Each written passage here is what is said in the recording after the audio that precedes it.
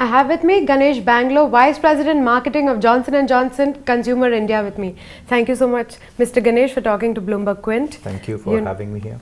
To start with, what are the new launches we see coming out from the Johnson & Johnson stable in the next few months? So you'll see a lot of new offerings that we have for moms across all segments in India.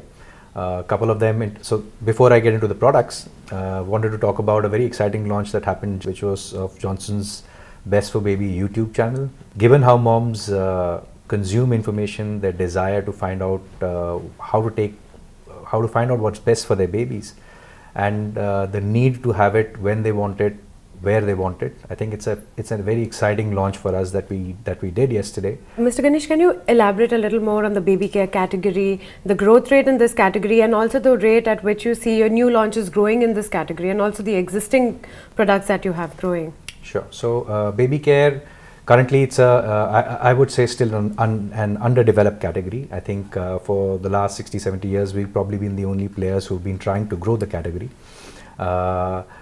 It's a category that's about 2,000 crores now, is estimates that some external analysts give us. Expected to grow at about double digit, 10 to 12% for the next 5 to 7 years. The growth is based on increasing penetration, because there are moms everywhere who want to give their babies a better future, better things to do than what they had. It's a universal feeling, I guess, across everywhere. So both in terms of penetration as well as in terms of consumption of categories, of products, of rituals, I think that's where the growth is going to come from. There are estimates that the per capita spend on baby households is expected to double in the next 5 years. So I think a very good, exciting place to be in. Provided, of course, you bring in something of value to moms and healthcare practitioners and others who are important stakeholders in this segment. Okay, and so can you just elaborate a little more on the growth rate in this category that we see over the next 5 years? So we expect it, again, these are analyst projections, to be anywhere between 12 to 15% in the next 5 to 7 years. This is for the overall baby care segment. Toiletries that we participate in as a part of this growth, again expected to be in double digits. Okay, and how do you see Johnson & Johnson growth rate in the next 5 years in the baby care segment? Sure. So we've again had a very strong double-digit growth over the last 5 to 7 years. We have consistently been faster than overall consumer goods industry, and that's where we expect to be.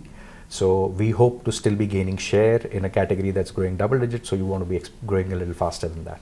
And so can you also elaborate on the shampoos, the lotions and the soap category? How are the dynamics in the baby care segment changing? Sure. And what's the growth rate typically in each of these categories, and Johnson's presence in each of these? At an overall level, cleansing and freshening, given our tropical climate, are our biggest business contributors. Along with that, there are unique rituals that happen only in India, like massaging, which then make it critical to be able to participate and drive that. So that again is a significant part of our business. How are the categories doing? Like I said, that there are some like say wipes, which has been a very strong growth driver for us in the near past, and we expect it to continue growing in the near future. Mm-hmm. And there are categories which are still growing strongly because of penetration. Some categories like soap and powder, and there are categories that are driven very strongly because of increased consumption, like shampoos and lotions. So can you elaborate a little more of the entrance of Ayurveda even into the baby care segment? We have Patanjali coming in strongly. We have also, how do we see Johnson also participating in the Ayurvedic segment, coming up with new product launches in the same, and how you're fighting competition? So okay, there are 3 parts to your question, so let me just try and address them one by one. So Ayurvedic segment in the baby care segment, it's not something new. I think for many years there have been players who have been either natural or Ayurvedic who have been in this category already. Is it a space that continues to expand? Yes. So we are seeing more entrants coming in and expanding that space. I believe that our baby care market is big enough to accommodate growth for everyone, provided the mom sees value in what you're giving.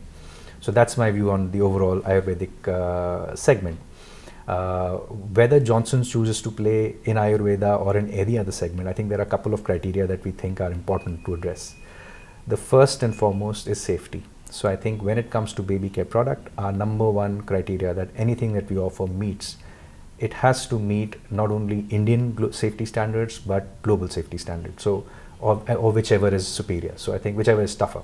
I think for us, an ingredient description does not naturally make it safe.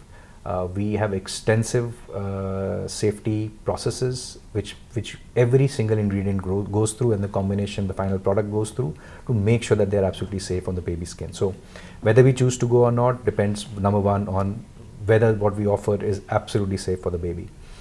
Second, it should meet the need. So is there a specific need that any range, including an Ayurvedic range, offers, is a criteria that we would need to understand and build carefully. The third is, what value do we bring in? Is it something different? Do we have innovation that can back it? Do we have R&D capabilities? Do we have a deep understanding of that science to be able to deliver that to the mom in a manner that she sees value in?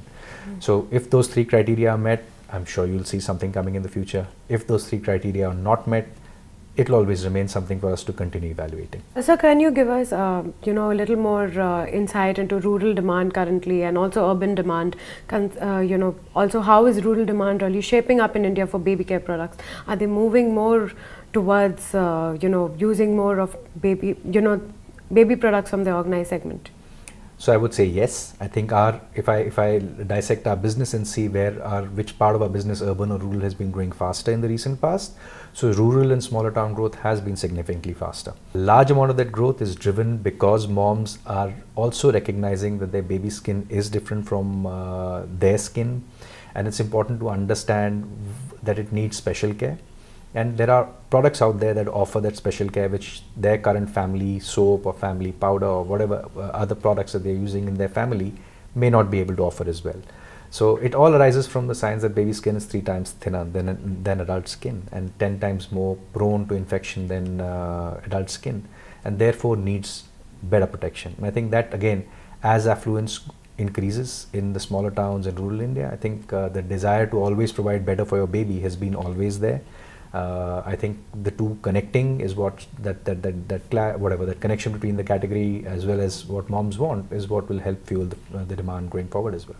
Okay, and also Mr. Ganesh, can you also elaborate on your, on online sales and e-commerce really coming in, and are you also depending on it? What do you see the growth rate from e-commerce and the division in revenues from offline and online? Yeah.